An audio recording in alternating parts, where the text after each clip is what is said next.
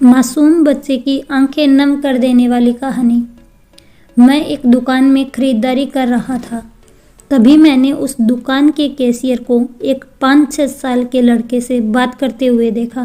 Cashier बोला, माफ़ करना बेटा, लेकिन इस गुड़िया को खरीदने के लिए तुम्हारे पास पर्याप्त पैसे नहीं हैं। फिर उस लड़के ने मेरी ओर मुड़कर मुझसे पूछा, अंकल, क्या आपको भी यही लगता है कि मेरे पास पूरे पैसे नहीं हैं? मैंने उसके पैसे गिने और कहा, हाँ बेटे, यह सच है कि तुम्हारे पास इस गुड़िया को खरीदने के लिए पूरे पैसे नहीं हैं।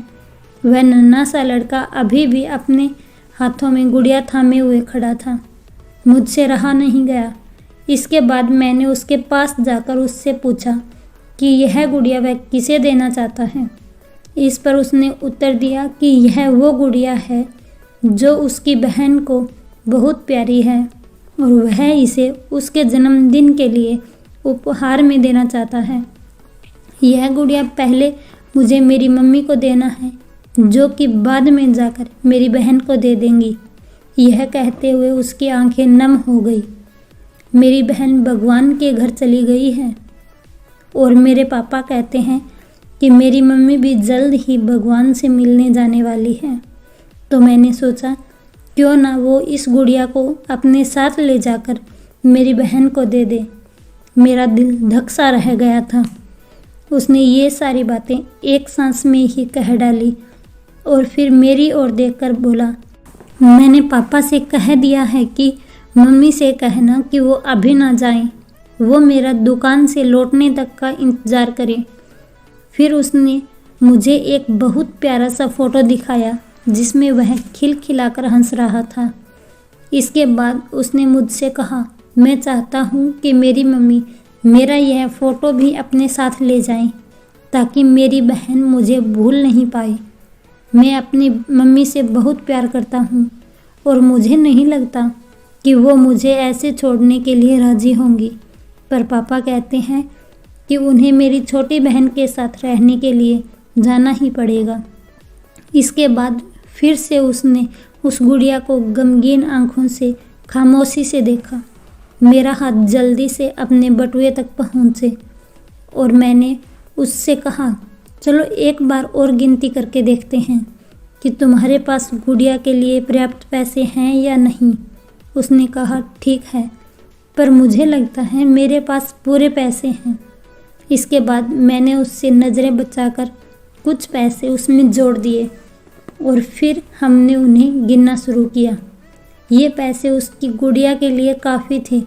यही नहीं, कुछ पैसे अतिरिक्त बच भी गए थे। नन्हे से लड़के ने कहा, भगवान का लाख लाख शुक्र है मुझे इतने सारे पैसे देने के लिए। फिर उसने मेरी ओर देखकर कहा कि मैंने कल रात सोने से पहले भगवान से प्रार्थना की थी कि मुझे इस गुड़िया को खरीदने के लिए पैसे दे देना, ताकि मम्मी इसे मेरी बहन को दे सके, और भगवान ने मेरी बात सुन ली। इसके अलावा मुझे मम्मी के लिए एक सफ़ेद गुलाब खरीदने के लिए भी पैसे चाहिए थे, पर मैं भगवान से इतने ज़्यादा पैसे मांगने की हिम्मत नहीं कर पाया था। पर भगवान ने तो मुझे इतने पैसे दे दिए हैं कि अब मैं गुड़िया के साथ साथ एक सफ़ेद गुलाब भी खरीद सकता हूँ। मेरी मम्मी को सफ़ेद गुलाब बहुत पसंद है। फिर हम वहाँ से निकल गए। मैं अपने दिमाग से उस छोटे लड़के को नहीं निकाल पा रहा था। फिर मुझे 2 दिन पहले स्थानीय समाचार पत्र में छपी एक घटना की याद आ गई, जिसमें एक शराबी ट्रक ड्राइवर के बारे में लिखा था, जिसने नशे की हालत में मोबाइल पर बात करते हुए एक कार चालक महिला की कार को टक्कर मार दी थी, जिसमें उसकी 3 साल की बेटी घटनास्थल पर ही मृत्यु हो गई थी और वह महिला कोमा में चली गई थी। अब एक महत्वपूर्ण निर्णय उस परिवार को ले लेना था कि उस महिला को जीवन रक्षक मशीन पर बनाए रखना है अथवा नहीं, क्योंकि वह कोमा से बाहर आकर स्वस्थ हो सकने की अवस्था में नहीं थी। क्या वह परिवार इसी छोटे लड़के का ही था? मेरा मन रोम रोम कांप उठा। मेरी उस नन्हे लड़के के साथ हुई मुलाकात के 2 दिन बाद मैंने अखबार में पढ़ा कि उस महिला को बचाया नहीं जा सका।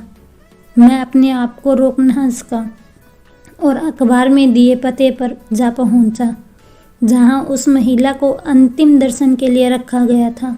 वह महिला श्वेत धवल कपड़ों में थी, अपने हाथ में एक सफ़ेद गुलाब और उस छोटे से लड़के का वह फोटो लिए हुए, और उसके सीने पर रखी हुई थी वही गुड़िया। मेरी आंखें नम हो गई। मैं नम आंखें लेकर वहां से लौटा। उस नन्हे लड़के का अपनी माँ और उसकी बहन के लिए जो प्यार था, वह शब्दों में बयां करना मुश्किल है। और ऐसे में एक शराबी चालक ने अपनी घोर लापरवाही से क्षण भर में उस लड़के से उसका सब कुछ छीन लिया था। इस कहानी से सिर्फ और सिर्फ एक सलाह देना चाहती हूँ, कृपया कभी भी शराब पीकर और मोबाइल पर बात करते समय वाहन न चलाएं। अगर आपको वीडियो पसंद आई हो तो लाइक, शेयर और कमेंट करना, और इसी तरह की वीडियो देखने के लिए चैनल को सब्सक्राइब करना। वीडियो में अंत तक बने रहने के लिए धन्यवाद।